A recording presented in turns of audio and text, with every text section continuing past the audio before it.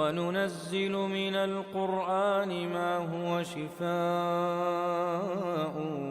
وَرَحْمَةٌ لِلْمُؤْمِنِينَ. After the flood, Prophet Nuh ﷺ realized that his son was not amongst the survivors, despite the promise that his family would be saved.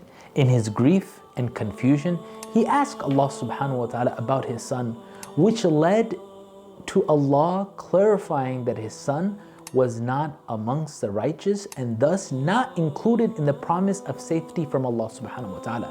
So Prophet Nuh ﷺ then recited this dua, seeking refuge with Allah subhanahu wa ta'ala from asking about matters he had no knowledge of and pleading for forgiveness and mercy from Allah subhanahu wa ta'ala to be saved from being amongst the losers.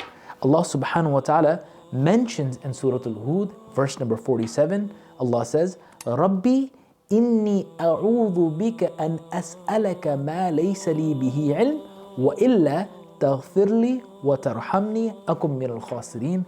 What does Allah say?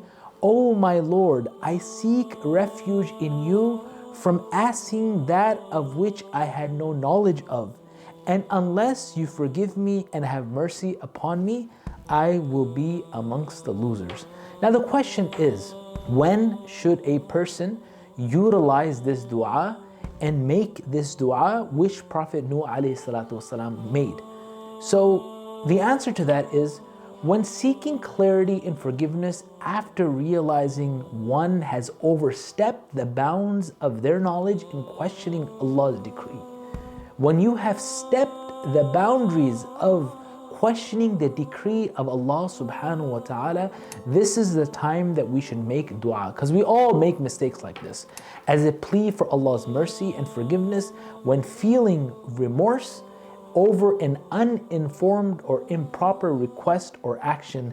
That is the dua that one should make, which Allah highlights in Surah Al-Hud in verse number 47.